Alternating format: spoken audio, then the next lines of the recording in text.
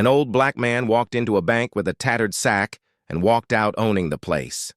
The grand lobby of First National Bank buzzed with the usual Monday morning activity. Customers in expensive suits waited impatiently in lines, tellers counted money with practiced precision, and security guards stood at attention near the polished marble entrance. It was business as usual in one of the most prestigious financial institutions in the city. Through the revolving glass door came William Johnson, a 78-year-old black man wearing clothes that had clearly seen better days. His shoes were scuffed, but meticulously polished, and he carried a worn burlap sack clutched tightly in his weathered hands. Despite his humble appearance, he walked with surprising dignity, his back straight and his gaze steady. As William made his way across the lobby, conversations quieted and heads turned. The security guard at the door straightened up, his hand instinctively moving toward his holster. Bank employees exchanged concerned glances, and a manager whispered something to his assistant, who nodded and picked up a phone. William, seemingly oblivious to the stir he was causing, approached the customer service desk where Jessica Miller, a young banking associate, greeted him with a practiced smile that didn't quite reach her eyes.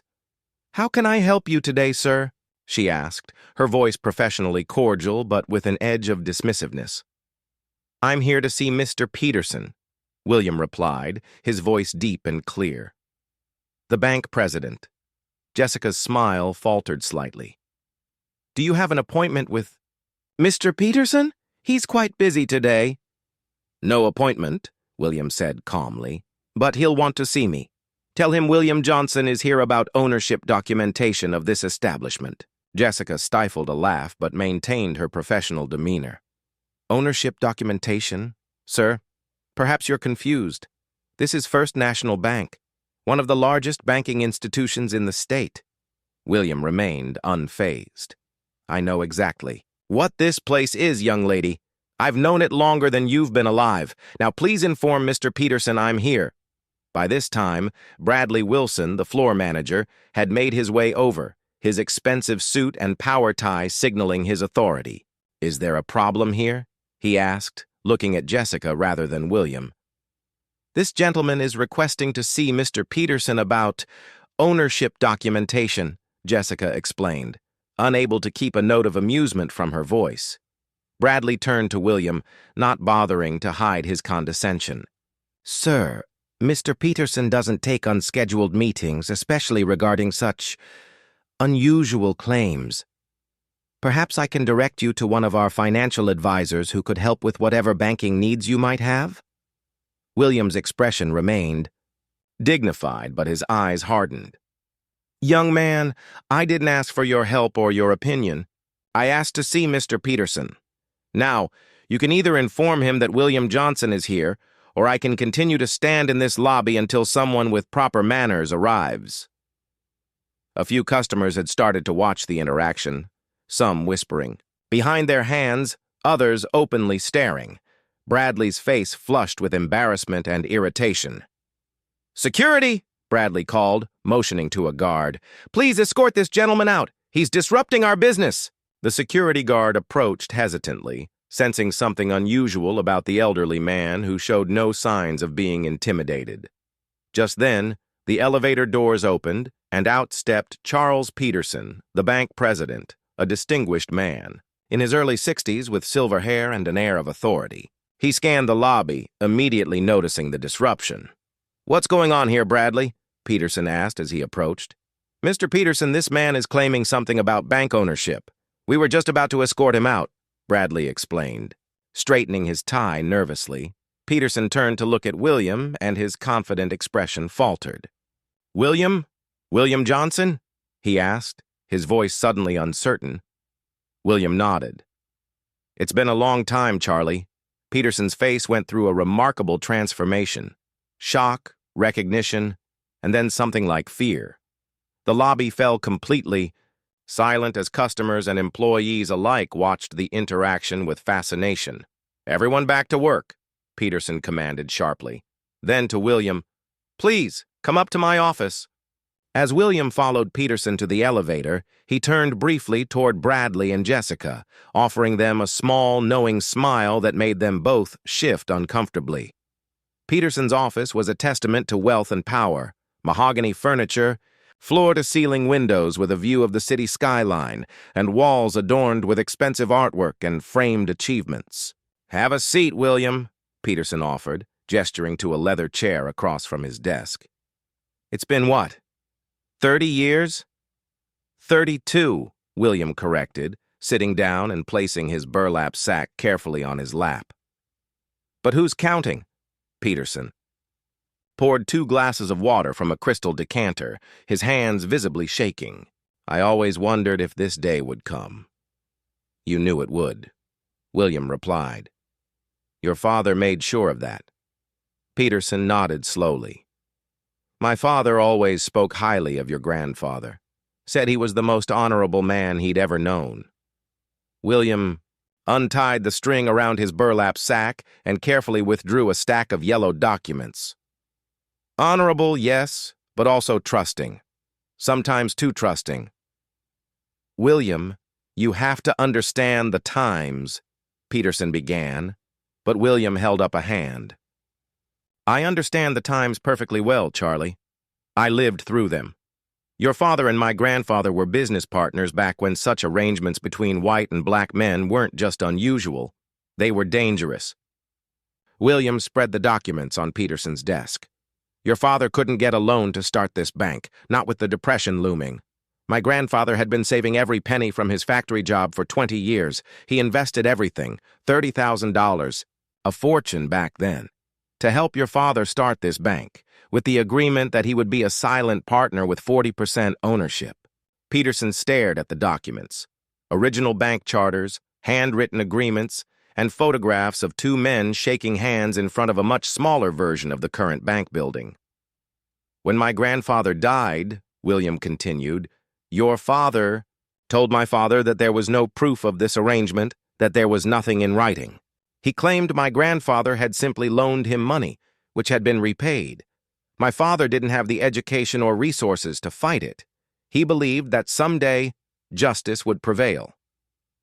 William pulled out more papers, letters, records of unsuccessful attempts to claim what was rightfully theirs, newspaper clippings about the Johnson family's gradual descent into financial hardship while the Petersons prospered. "My father passed these documents to me on his deathbed," William said quietly. "He never wanted me to be bitter, but he wanted me to know the truth.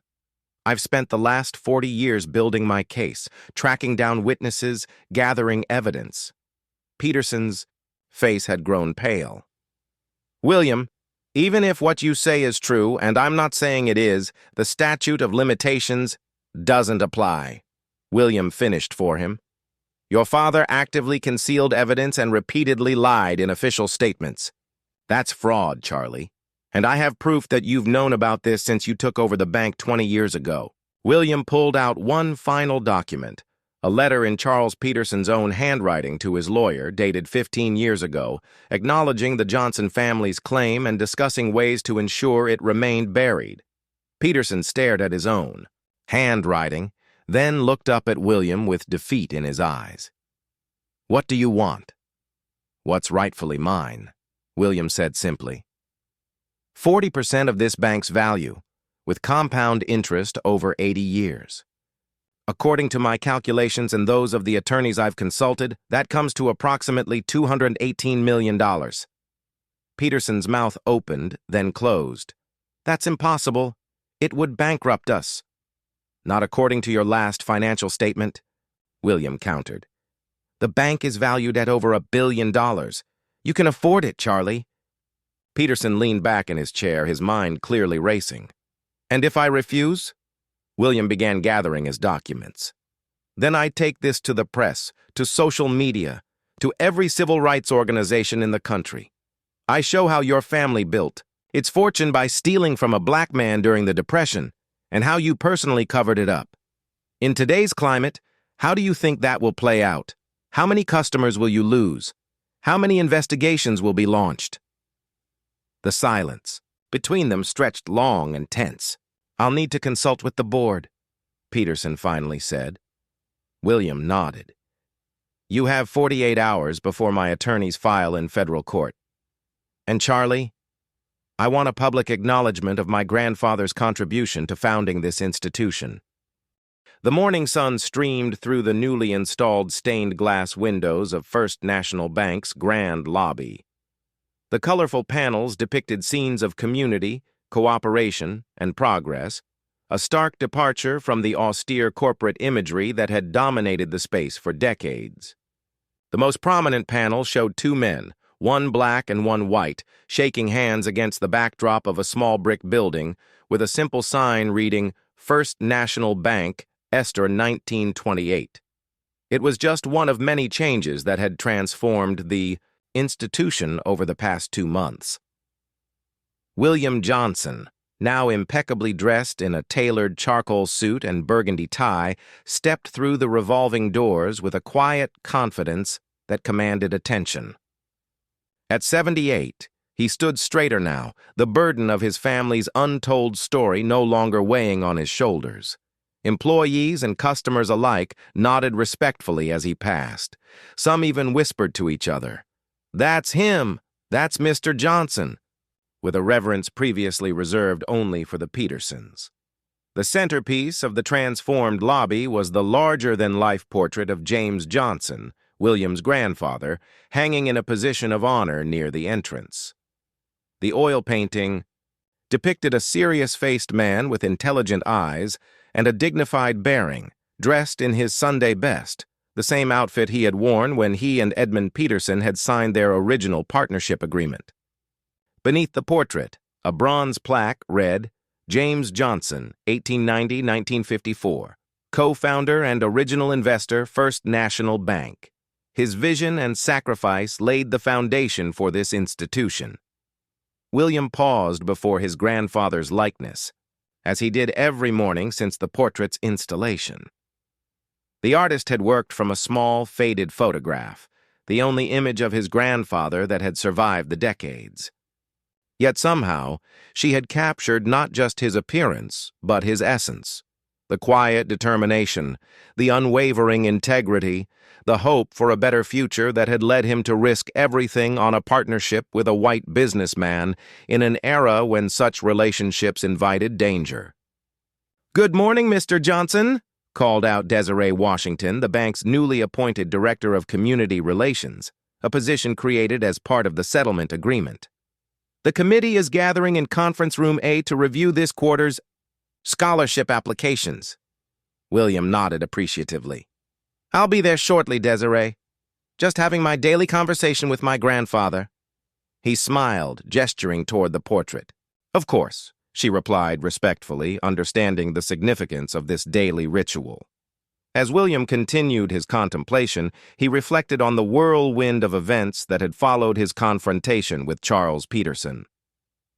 The 48-hour deadline he had given Peterson had stretched into a tense 72 hours of emergency board meetings, hasty consultations with teams of lawyers, and frantic phone calls between board members. William had refused to budge, his resolve strengthened by the memory of his father and grandfather. On the morning of the third day, Peterson had called personally to arrange a meeting, not at the bank, but at the offices of Hargrove and Washington, the prestigious black-owned law firm that William had retained.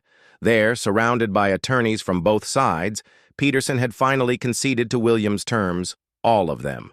The $218 million settlement had made national headlines, triggering a wave of similar investigations into historical financial injustices across the country. But for William, the money had always been secondary to the acknowledgement of his grandfather's legacy and the opportunity to create lasting change.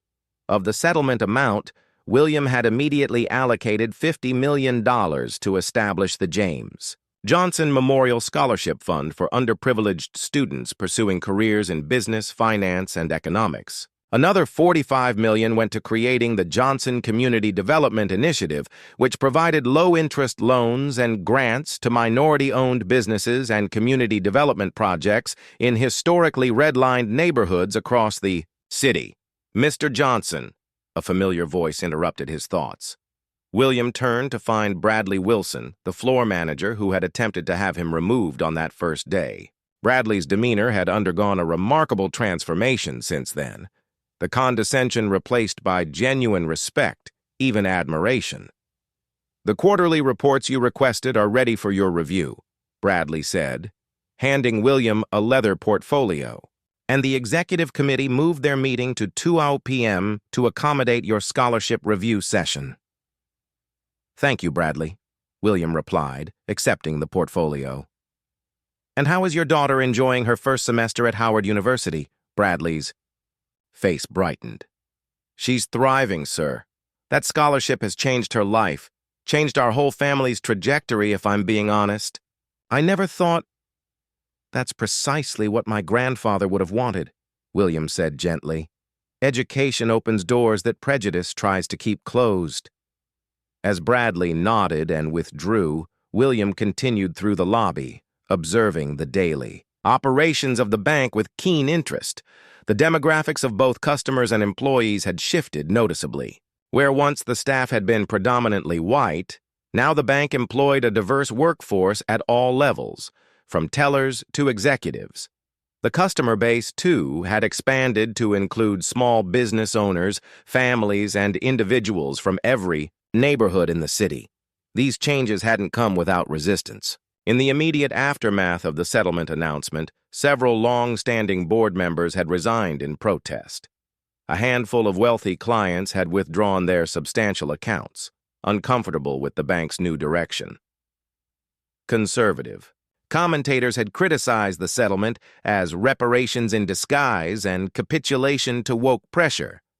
But these losses had been more than offset by an influx of new customers drawn by the bank's compelling story of accountability and transformation. Deposits had actually increased by 12% in the 2 months since the settlement. The bank's stock, after an initial dip, had rebounded to reach an all-time high. William paused near the loan department, where he noticed a young black woman in professional attire engaged in what appeared to be a tense conversation with one of the older loan officers, a remnant from the Peterson-dominated era. The woman clutched a thick folder of documents while the loan officer shook his head dismissively.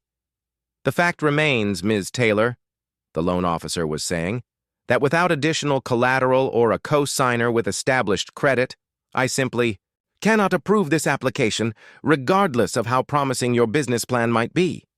The young woman's shoulders slumped slightly, but her voice remained determined. "My business plan is sound, my market research is thorough, and my early sales numbers demonstrate proof of concept. Traditional collateral requirements disproportionately exclude entrepreneurs like me, who come from communities where intergenerational wealth transfer isn't the norm." William approached quietly, listening to the exchange with interest. The woman's arguments were articulate and well-reasoned, precisely the kind of thinking the bank needed to embrace if it was truly going to change. "Excuse me," William interrupted, gently. "I couldn't help overhearing. I'm William Johnson, board member and descendant of the co-founder." The loan officer straightened immediately, his expression shifting to one of deference. "Mr. Johnson, I was just explaining to Ms. Taylor our standard lending policies, which are overdue for revision." William completed the sentence smoothly. "Ms. Taylor makes an excellent point about the inherent biases in traditional collateral requirements." He turned to the young woman. "I'm interested in hearing more about your business. Would you mind if we discuss it further?" The woman's eyes widened in recognition. "You're the man from the news, the one with the sack." She collected herself, quickly, extending her hand. "Aisha Taylor. I'm developing a line of natural hair care products specifically formulated for African American children. Our early market tests have been extremely positive, but I need capital to scale production."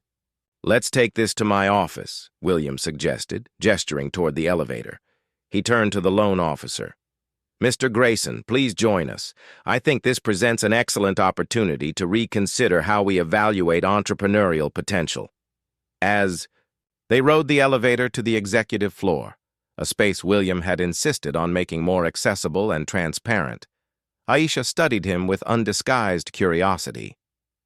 "I have to ask," she said finally. "The burlap sack from the news stories, was that all for show? A way to make a statement?" William chuckled softly. "That sack belonged to my grandfather. It was where he kept his most important documents, including the proof of his partnership with Edmund Peterson. My father preserved it, and then I did the same. When I decided to finally claim what was rightfully ours, it seemed fitting to carry the evidence in the same humble container that had protected it for nearly a century." The elevator doors opened to reveal a transformed executive floor. Gone were the intimidating closed doors and gatekeeping assistants. Instead, the space featured glass-walled offices and collaborative workspaces. Photographs and news clippings documenting the bank's true history lined the walls, creating a visual timeline that acknowledged both the institution's problematic past and its commitment to a more equitable future. William's office, once Charles Peterson's domain, had been completely redesigned. Where Peterson had surrounded himself with symbols of personal achievement and luxury, William had created a space that celebrated community and connection. The most prominent feature was a wall dedicated to the first recipients of the James Johnson Memorial Scholarship, 25 students from diverse backgrounds who were now pursuing their educational dreams. As they settled into comfortable chairs around a small conference table, William studied Aisha's business plan while Mr. Grayson looked on uncomfortably. "This is impressive work," William commented after reviewing several pages. "Your formulations address a genuine need, and your marketing strategy demonstrates a sophisticated understanding of your target demographic." He looked up at the loan officer. "Mr. Grayson, what specific aspects of Ms. Taylor's application fail to meet our current lending criteria?" The loan officer shifted in his seat. "Well, primarily the lack of collateral, and while her business concept is interesting, she has limited prior business experience. Our risk assessment models were designed by and for a homogeneous group that doesn't reflect our community's diversity." William interrupted gently. "Tell me, how many loans has this bank made to Black women entrepreneurs under the age of 30 in the past decade?" Grayson's discomfort was evident. "I'd have to check the specific numbers, but I would estimate very few." 3. William provided the figure precisely. 3 loans out of thousands. Not because Black women aren't creating viable businesses, but because our evaluation systems were never designed to recognize their potential. William turned back to Aisha. "Ms. Taylor, I believe First National Bank would be honored to support your venture, not as an exception to our rules, but as the beginning of a new approach to identifying and nurturing entrepreneurial talent in historically marginalized communities." As the meeting concluded, with Grayson reluctantly agreeing to reconsider the application under a modified evaluation framework, William walked Aisha toward the elevator. "You know," she said thoughtfully, "when I first heard your story on the news, I thought it was just about right versus wrong, about one family finally getting justice. But it's bigger than that, isn't it?" William nodded, glancing once more toward A. His grandfather's portrait visible from the balcony overlooking the main lobby. "Justice isn't just about settling old accounts. It's about creating new possibilities. My grandfather didn't invest in this bank simply to make money. He invested because he believed in creating institutions that could serve everyone, that could help build prosperity across all communities." As they descended in the elevator, William contemplated the journey that had brought him here. The decades of collecting evidence, of nurturing the flame of truth his father had passed to him, of preparing for the moment when he would walk into this building carrying nothing but a burlap sack and the weight of history. Sometimes, William reflected, watching the indicator lights track their descent, justice arrives not with a thunderclap, but with the quiet persistence of truth that refuses to remain buried. My grandfather used to say that the arc of history bends toward justice, but only if there are hands willing to do the bending. The elevator doors opened to the busy lobby where the portrait of James Johnson watched over a new generation of bankers and customers, a silent testimony to the power of perseverance and the enduring quest for equity. "Ms. Taylor," William said, as they parted ways, "when your products hit the shelves, I want to be your first customer. My granddaughter has been complaining about the hair care options available to her. I think she'll be thrilled to support a brand created by someone who looks like her." Aisha's smile was radiant. "Mr. Johnson, when that day comes, your granddaughter gets a lifetime supply on the house." As William watched her walk confidently through the lobby, he felt a profound sense of fulfillment. This, the opening of doors, the creation of opportunities, the dismantling of barriers, was the true justice his family had sought. Not merely the acknowledgement of past wrongs, but the active creation of a more equitable future. Later that afternoon, as William sat in the scholarship committee meeting, listening to the passionate discussions about which promising students would receive the life-changing support of the James Johnson Memorial Fund, he felt his grandfather's presence more strongly than ever. In the faces of these young applicants, diverse, determined, dreaming of futures once denied, he saw the living legacy of a man who had been willing to invest in possibilities. The burlap sack that had carried the proof of his grandfather's partnership now sat in a glass display case in the bank's small museum, alongside other artifacts that told the institution's true history. But its real significance lay not in the documents it had protected, but in the transformation those documents had made possible. William Johnson had walked into First National Bank carrying a humble sack and a powerful truth. He had endured the dismissive laughter, the condescension, the attempts to remove him. And now, just as his father had predicted, justice, delayed but not denied, had finally prevailed. Not just for the Johnson family, but for an entire community that could now see themselves reflected in the ownership, operation, and benefits of an institution built in part by their own grandfather's sacrificed dreams. That, William knew, was justice in its most meaningful form, not merely compensation for past wrongs, but the creation of new rights, new opportunities, and new possibilities for generations to come.